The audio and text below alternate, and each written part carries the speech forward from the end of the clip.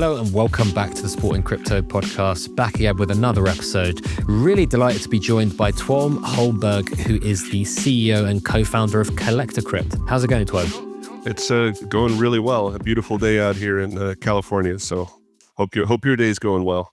It is, and it's kind of sunny in London, but the less said about the weather, but over here, the better. And you're on back-to-back recordings, so I appreciate you jumping on and I'm sure rehashing a bunch of what you've already talked about. So why don't you tell the audience, for those that don't know, what Collector Crypt is? So Collector Crypt is a leading real-world asset collectibles tokenization platform. We are built on Solana, and we have a few different products that we currently offer. We have a marketplace for people to buy and sell their collectibles on chain. We have a eBay sniper tool that allows you to use USDC to snipe auctions on eBay. And when I say snipe, I mean you escrow, like let's say you escrow 1,000 USDC and you want to win this auction, we will place the bid on your behalf a few seconds before the auction closes up to your maximum bid. So a lot of people get utility out of that, because one, using crypto to place snipes, and then two, just the snipe mechanism. A lot of international users, for example, might have auctions ending at 3 or 4 in the morning. And, you don't want to place your max bid before you go to bed, because then you might pay more than if you were to just place that bid a second or two before the auction closes. So people, and of course the card gets tokenized on chain and it goes through the US kind of authentication processes. So if you're in London, for example, and you're buying a card off eBay worth $2,000, that card is going to be shipped to you raw dog. That's not going to go through any authenticity. But that same card, if you were to buy it on our platform, would first go to eBay authenticity, and then it would go through another layer of authenticity when it hits our vault. So it'll be authenticated twice. And then if there's any issues, obviously we would take care of you fully. There hasn't been a single case where a user has been defrauded or lost money using the eBay sniper. And then finally, we have our gotcha style vending machine, where we innovated the concept of positive expected value packs, and I can dig into that a little bit. But essentially, it's very similar to a physical repack, except it's all done digitally, and then you get an opportunity to sell back your card, to our partnered liquidity pool that will essentially put that card back in the machine. So we view it as a fun, pack opening experience. We've tried to set it up to be as minimally extractive as possible, so that the sell back in the new pack is more of a filtering mechanism rather than an extraction mechanism. I'd love to dig into your background. Like, what were you doing before this? How did you get to the point where you launched this platform? Yeah, so I'm a little older for the typical crypto person. I'm bald and I have gray hair. There's a lot of bald people in crypto. I guess it's must be with the headset or something rubbing the hair off your head. But I started out in high tech in the late 90s. I started a software company with a few friends of mine. Then got into biotechnology in 2006. I've started a few biotech companies, have had multiple exits over the past 20 years in the kind of startup software and biotech ecosystems. In 2017, with CryptoKitties and CryptoPunks, I started thinking about tokenizing trading cards. There were other projects out there tokenizing real estate and automobiles and things like that. And I thought that there was a lot of regulatory overhang with some of those activities. And I felt like if we're going to educate the world and teach people that you could use smart contracts and tokens to represent real world assets, let's do something simple that doesn't have regulatory risk and people can get in for, $10, right? Let's try to teach the world $10 at a time rather than $300,000 at a time. And so that thesis has proved out. Unfortunately, in 2017, there weren't any marketplaces. There wasn't much trust in the stablecoin kind of ecosystem yet, and that all changed in 2021. And then in 2021, probably around March or April 21, chatted with my co-founder. It took me 10 seconds to convince him. And then we opened up Collector Crypt in I think April or May of 2021. And you folks have been around for a while, as you said, April 21, but I suppose that people have only really, I guess, maybe in the mainstream or even broader crypto space, started to hear more about Collector Crypt probably over the last 18 months. So talk about the journey from that April 21 and then when the inflection point was for you folks. So both myself and my co-founder, we've already had pretty, decent careers. So one, we weren't on a rush to raise money. We weren't on a rush to raise too much money. And we were, focused more on building ecosystem and product market fit. And so before our call, we were talking about Courtyard and Nico, and they're also innovators in the space. And I remember sitting down and looking at my email and seeing that Courtyard raised money through Y Combinator. And I don't know when Nico initially had pen on the business plan. I'm not going to try to say who came up with the idea first. I mean, it doesn't matter. But we both basically started building at around the same time. We did our first funding round in 2022, and we focused on, and it took a little bit to figure that out, right? Like we could have gone after an equity round, we could have done this, but I had been in crypto blockchain since 2013, just as a hobbyist and a miner. And I really wanted to, explore kind of alternative financial systems, and so it was important to us to try to build this through kind of a token coin kind of offering. So we did our SAFT, SAFT in 2022. We raised about $1 million from some really good blockchain based funds, and that's the money that we used to get our MVP up. We had our MVP up, halfway to 3/4 of the way through 22. And then we started working on partnerships and trying to build product market fit and ecosystem and all that kind of stuff. So we've been around for a while. I think Courtyard's journey, they raised a lot of money early on. And I think when you raise money early on, you are essentially being told by your VCs, go hire a team, go and start marketing, go and do all this kind of stuff. And in contrast, we kind of said, well, let's build the product. Let's really take things slow. Let's learn what the ecosystem and users are telling us about the product that Courtyard is building, for example. Let's learn from Courtyard's strengths and let's learn from their mistakes and see if we can, essentially build a product that's not necessarily better, but is different and hits different kind of things. And so, we've known Nico and team for a long time. We value what they've brought to the system, and it's no surprise to me that we are neck and neck with them in terms of market share and dominance. Give me some of the stats behind the last kind of 12 months or so, because I think that's been the real inflection point for you. User data, numbers, transactions, volume, they've all kind of basically gone parabolic, right? Yeah, so we've done over $1 billion worth of GMV through our platform. Our vending machine is now, our platform is now generating around $100 million worth of pack transactions per month. And this doesn't include buybacks. A lot of our competitors like to lump buybacks in there as well, but this is just top line pack revenue. We're probably going to beat last month. Last month was our biggest month ever. We're going to beat them this month. We just had our best week ever this last week. And it looks, and we're not even really doing, much in Web2 marketing, much in kind of that space. So, the growth that we've seen over the last 12 months has just been incredible. And, we are, very blessed to be able to kind of create the vision and create the journey that platforms like ours are on right now. And yeah, happy to dig into some more details. But just as an example, in the last week alone, we launched our $2,500 pack. We did the first $1 million of revenue on that $2,500 pack in 8 minutes. It really comes down to for us to continue growing at this rate, it comes down to scalability, it comes down to inventory sourcing, and it comes down to not making mistakes.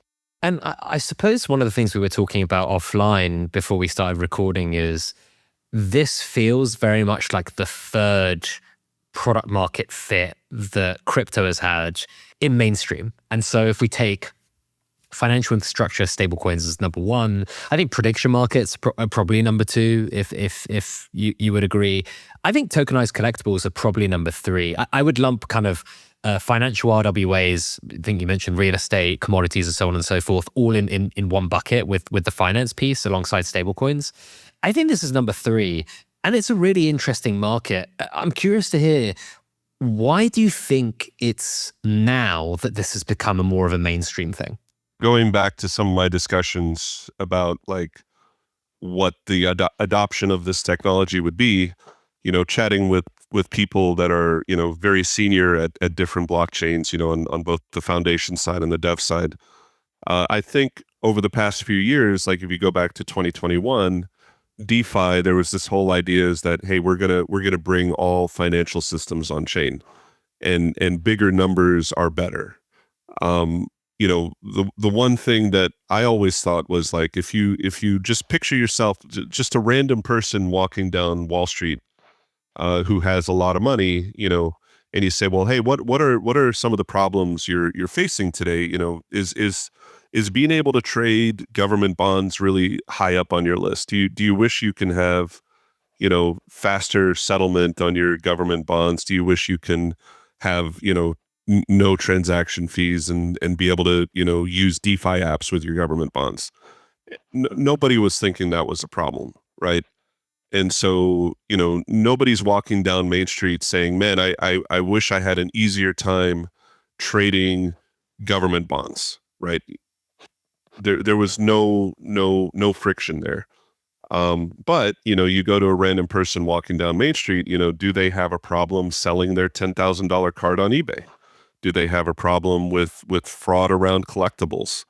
Are these things that they're passionate about? That they want to join an like who wants to join an ecosystem talking about government bonds, right? So I think there's a lot of things that crypto has done really well in terms of the social aspects and in terms of like reducing friction and that kind of stuff. But just because the number behind government bonds is so big, I think investors and I think developers kind of got sidetracked for a little while saying, hey, if we could tokenize $100 billion worth of government bonds, the sun is going to come out. There's going to be rabbits singing in the garden, and it's going to make the world a better place.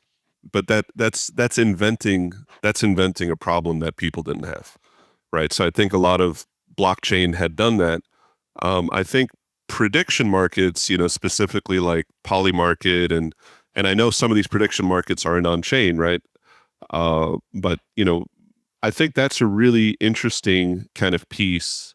There were some other kind of like, binary betting platforms that came very, very early on in Ethereum. I think like even 2017, 2018, they started to come out.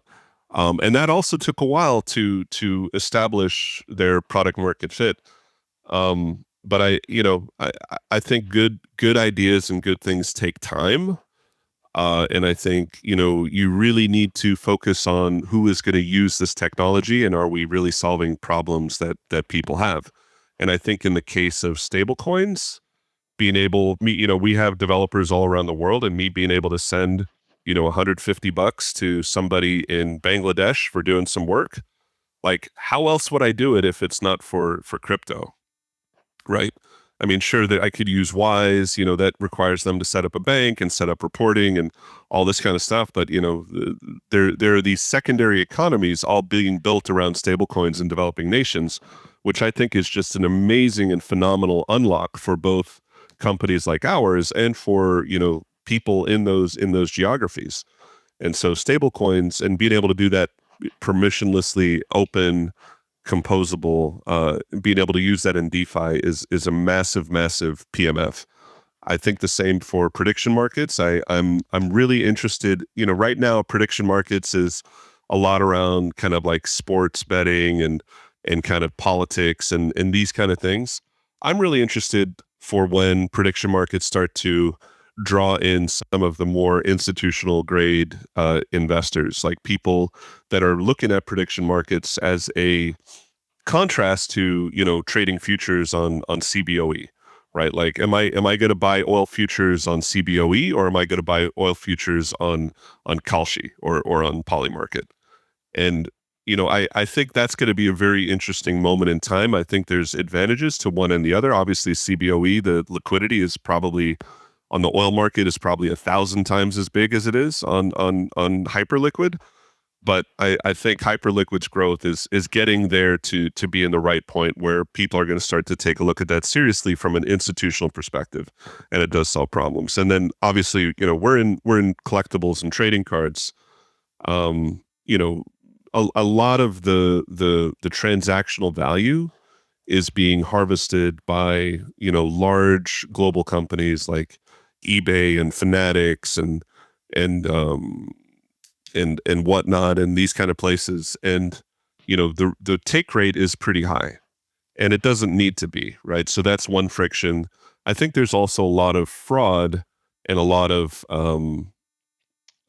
information disparity, like people who are selling cards versus people who are buying those cards have a lot of information disparity. And I think there is an opportunity to use blockchain, one, to eliminate a lot of the fees, eliminate a lot of the fraud. And I think two, there's an opportunity for platforms like us to build ecosystems, to build sources of truth and data that will enable both buyers and sellers to interact much more efficiently. And when people are reading from the same handbook and they're able to trade without fraud, you're going to see the same thing happen in collectibles that you did with equities markets in the 80s when Charles Schwab started to allow the discount brokerage model, right? You don't have to call your broker and give them $40 plus 2% to trade your shares of General Motors, right? You've got to go online, and you do it for free now on Robinhood.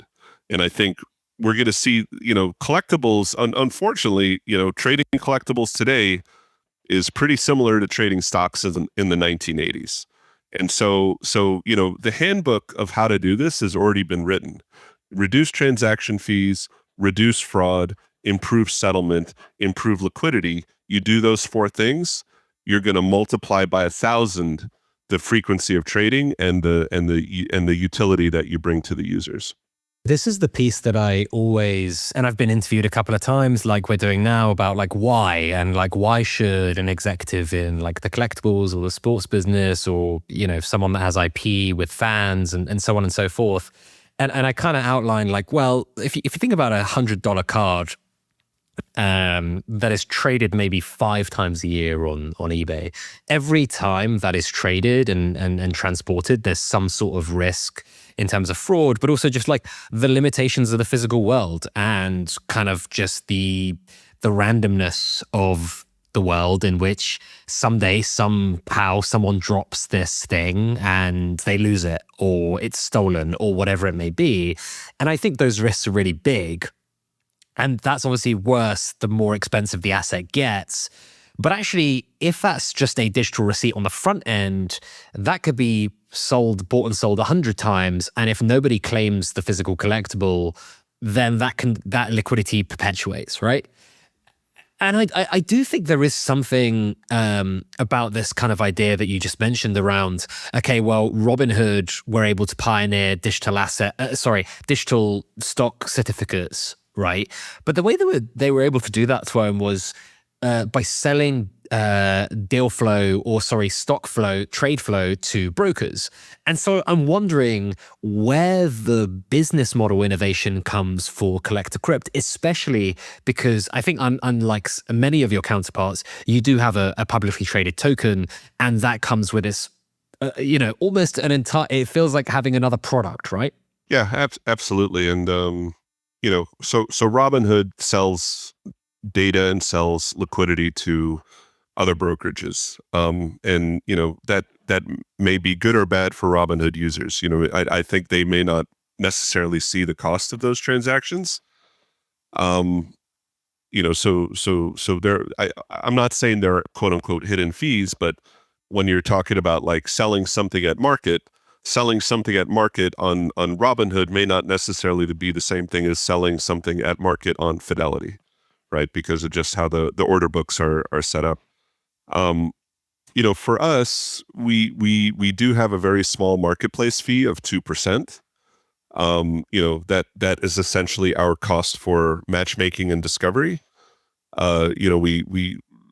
We can hit a button and turn it to zero tomorrow. It's not our primary revenue driver, but we do want to, also signal that this has value.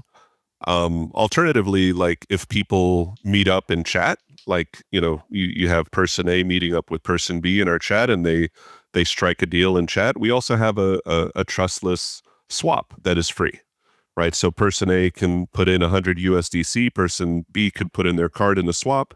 We don't take any fees on that because those two individuals spent the time and effort to make that deal happen.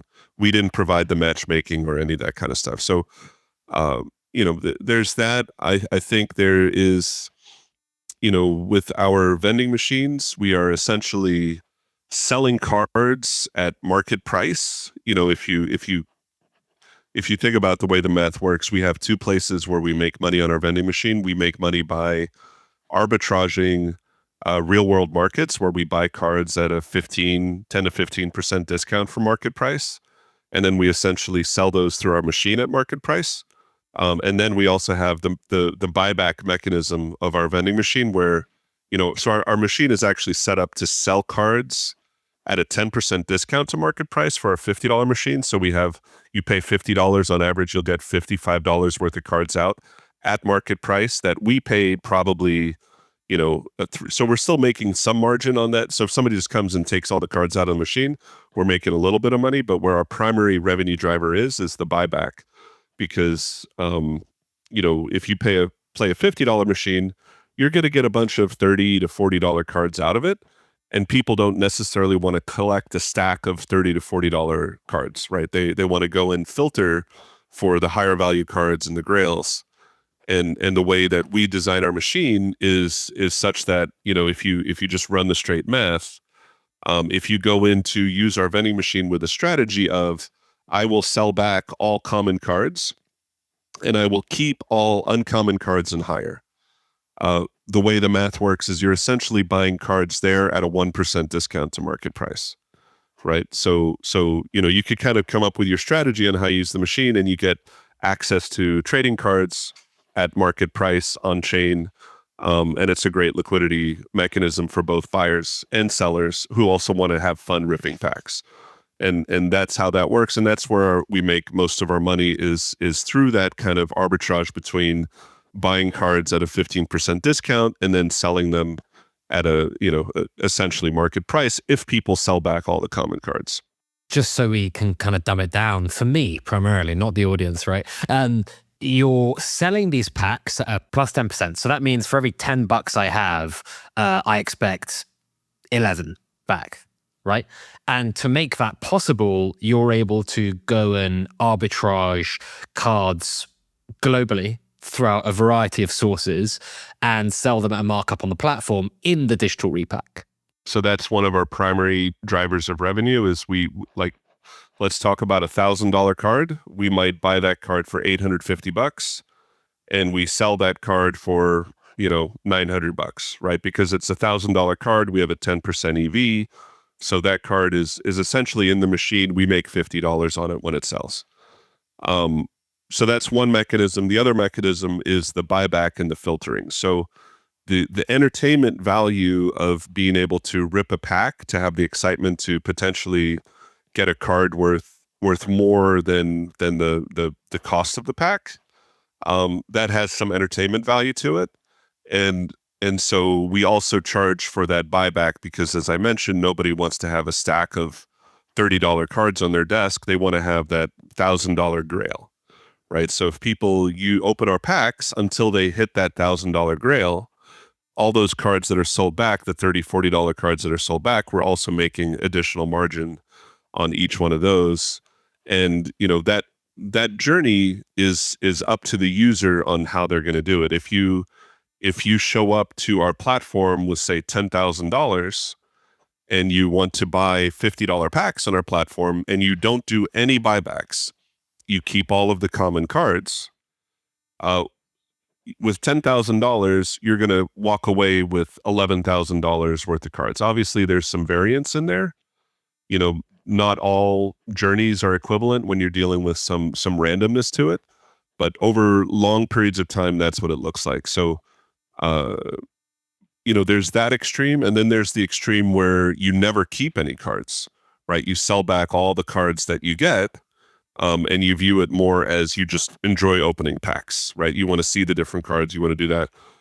In that extreme case, our take rate is like 4.5% to 5% from the buyback side of it, and then we're not making any money on selling the card because we never actually sell the card, right? So you have those two extremes. All of our users wind up somewhere in the middle. Some users do keep all the common cards, and we're shipping out, like there's this person in Australia that we're shipping out hundreds of cards a week to because they keep everything, right? It's cheaper to buy cards from us than it is to buy cards locally. Then we have other people who see 3 cards in all of our thousands of cards, and they're like, well, I really enjoy the mechanic. I'm going to keep opening on packs until I get one of those 3 cards, right? And they're on the other end of the spectrum. Most people are in between. I think we typically have around a 95 to 97% buyback rate.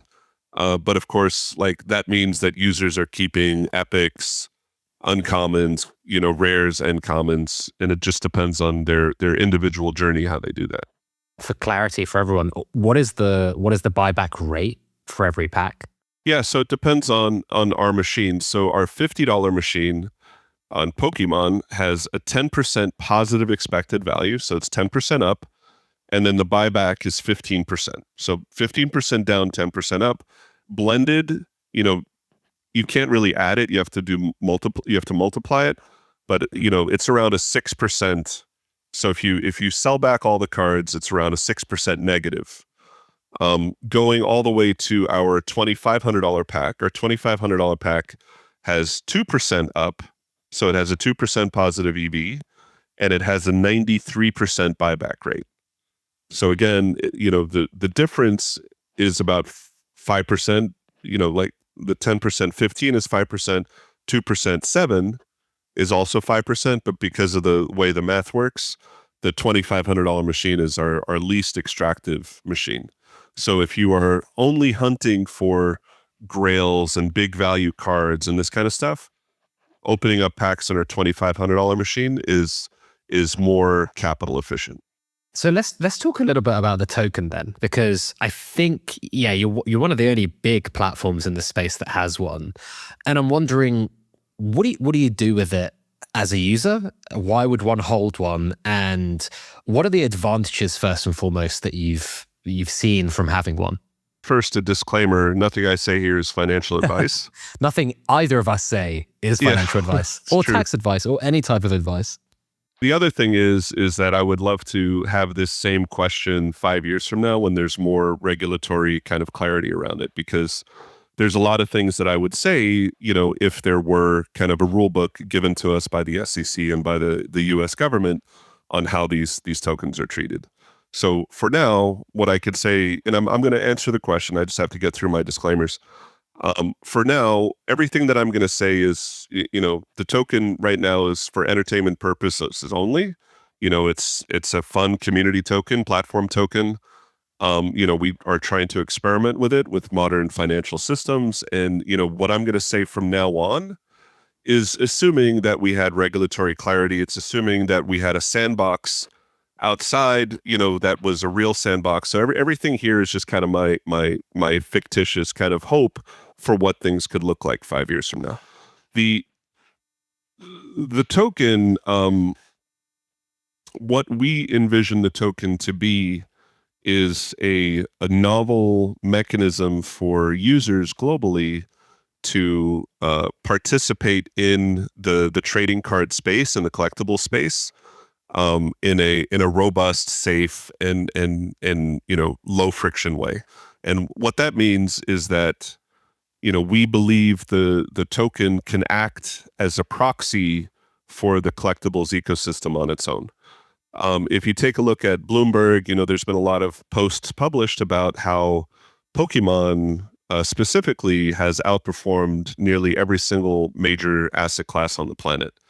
I think, Pokemon has been on a 30-year tear in terms of, compound annual rates of return. I think that are 25 to 30% per year for the last 30 years. There's no asset class that has been able to come close to that. And the question I often get is, well, how do we get exposure to this asset class? And our token is an attempt in our sandbox with our plastic toys outside. Is our attempt to start to build that kind of ecosystem where, one, it has to be credible, it has to be safe, it has to be, custodied in the right way for it to be an actual asset. And right now it's not, because we don't have rules on how to do that. Two, we would love to be able to also say, well, Collector Crypt is generating, we generated like $4 or $5 million in net profit last month.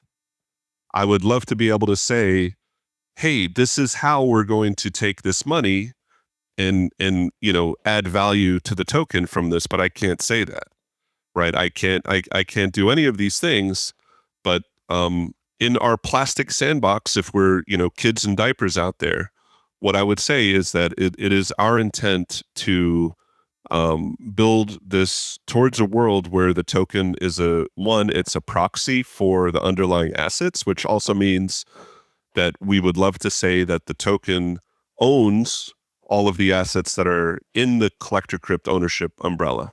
And right now that's around $13 or $14 million worth of trading cards and sealed product and that kind of stuff. In addition, we would love to say, and here's how our net profits and here's how our things are allocated to the token. And that can be through, buyback mechanisms. That could be through a whole number of other types of mechanisms to return value to the token holder. That is our intent, is to work with regulatory bodies and to support, not-for-profit foundations that are lobbying the SEC and lobbying government to pass rules to enable us to get to a future where that's going to happen. But that's how we're thinking about it. We would love to have a token that owns assets that returns value to token holders based on the performance of the platform. Our team is incredibly small. Like, we have 6 full-time employees. We have around 4 or 5 outsourced employees, devs, and our OpEx on a monthly basis is a small fraction to the net profit that we're generating. Right now, most of that net profit is going into buying more trading cards, which kind of validates the pillar that I mentioned about the token being a proxy for holding these assets. And then, I will say this in a very careful way. I can neither confirm nor deny that we are taking some more of that profit and directly buying back the token. You've just named some of the things you want to do. And I think there's a real difficulty, right? Because tokens are in a real bear market. They're in a real funk across the crypto ecosystem. And I think it's basically because value has started to accrue to equity, not tokens, right? And we've seen that probably I'd say largely since Trump came into power in the US, where we had, I think since the Bridge acquisition by Stripe onwards, you've kind of noticed that shift where it's either go public or it's let's get acquired. And that's happened across a multitude of things. And I think that tokens, apart from a select few, have largely hurt. And I think it's very difficult to accrue the value that way. And I've spoken to a ton of teams. I think we mentioned off air that, I remember speaking to a VC recently about a platform not too dissimilar to yours, right? And I won't name them, and they're not exactly the same. But the VC kind of said, well, if they do launch a token, we'll just buy it from the public market if it does really well. And that is kind of okay, why would I invest in this as a VC? And then it kind of puts the buck onto the retail user to up the price to make it so that it's an investable thing long term.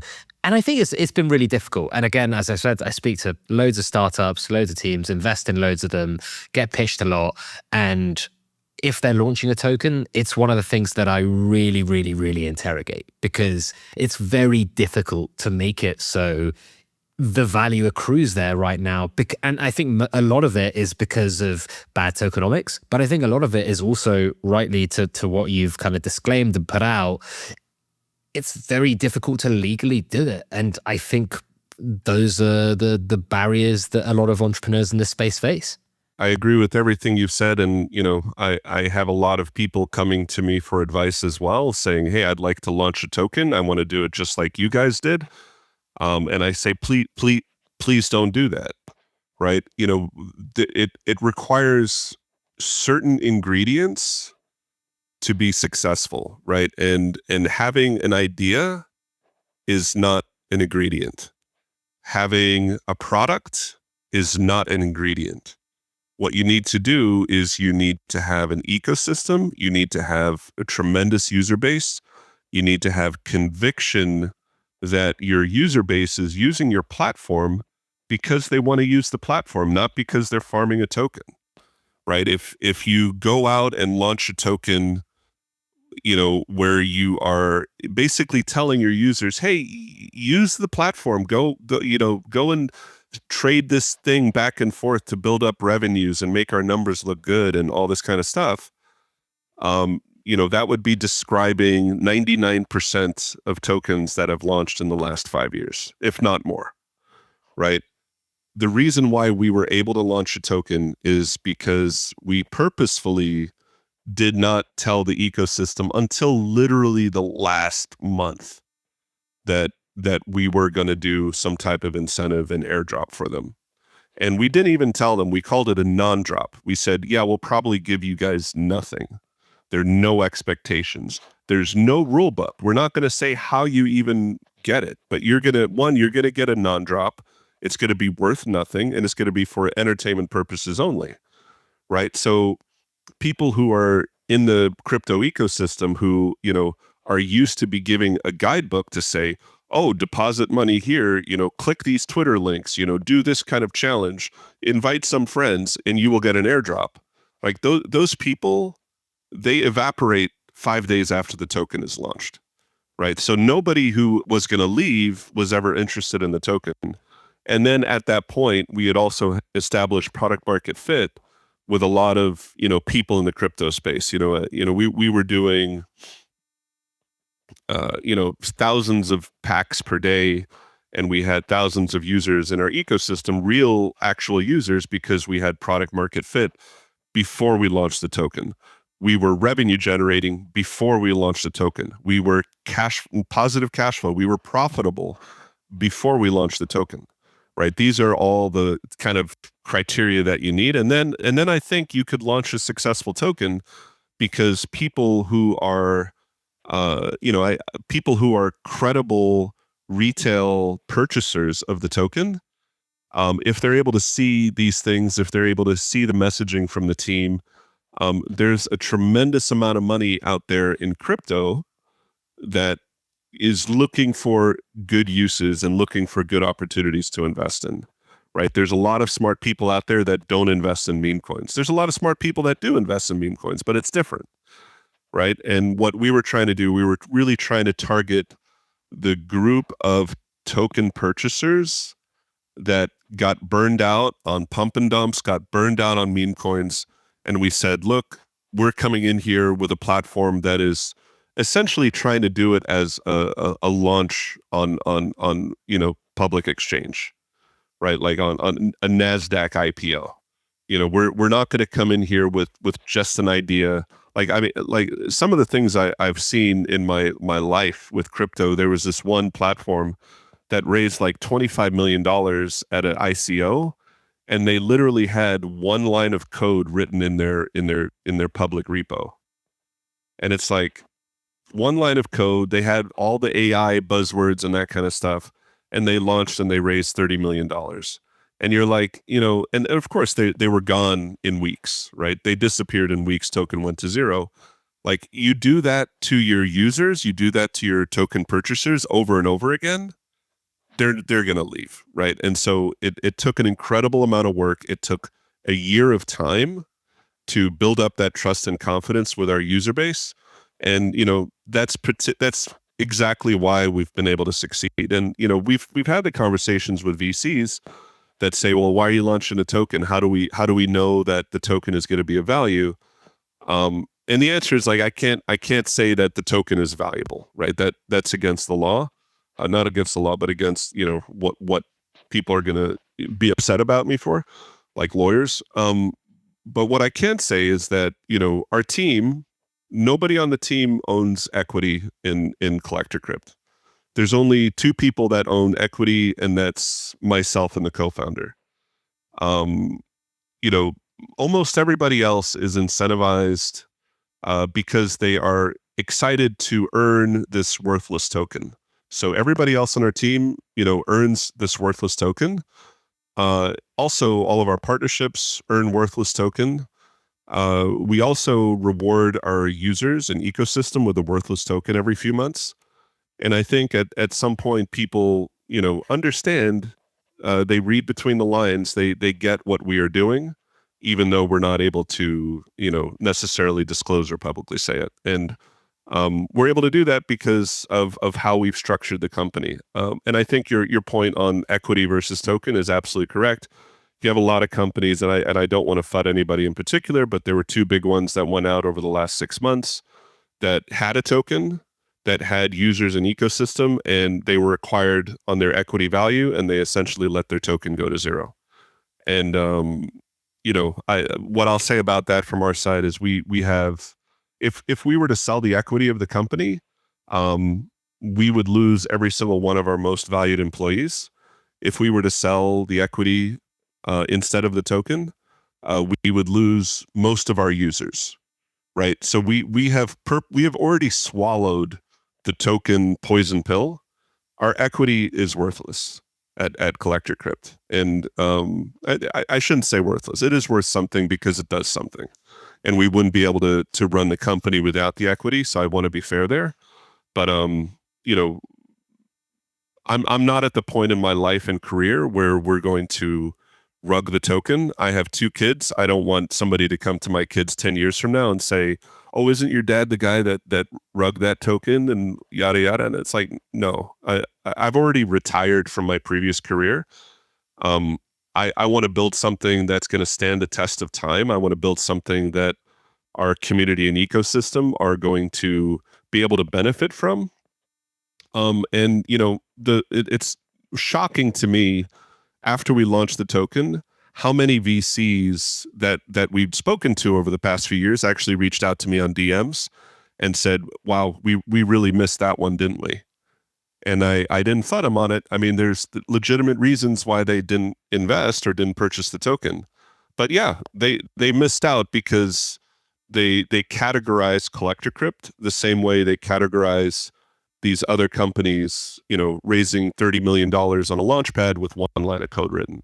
Hey, I think that's a good place to end it. I guess a bit of hopium baked into some cynicism, which I think is great. Hey, Tuom, this was awesome. I think we could probably go on for hours, but then no one would ever listen or watch this. So where can people find out more about you and Collector Crypt? If you're interested in Collector Crypt, make sure you're following our X account. It's collector_crypt. I don't post much, but I'm at Tuom Holmberg on X. If you're really interested in learning about the ecosystem, learning about trading cards and kind of the markets around trading cards, our Discord is one of the best on the planet. And it's not a token pump Discord like you're used to in crypto. It's legitimately one of the best places on the planet to learn about trading card finance and meet some really great people. After being a CEO of this platform and working 100-hour weeks, to relax and to chill and to hang, I'm always in our Discord there every single day, and my DMs are open. We love what we do. So the more that we could do it instead of, vegging out watching TV, although there are some good shows. That could be another podcast, to be fair. Yeah, You can find me at Pet Barisha on LinkedIn and X. You can find Sporting Crypto at _Sporting Crypto on LinkedIn and X. And the newsletter is on newsletter.sportingcrypto.com. And again, disclaimers, none of what we've said is financial advice, legal advice, business advice, any type of advice. And definitely do your own research or contact a professional if you need any of those things. And once again, crypto assets are not regulated globally. So where you are listening or watching, they may be illegal, or they may be completely unregulated, or they might be regulated. So definitely check on that before actioning anything you might want to action. And last but not least, we'll have more content for you soon.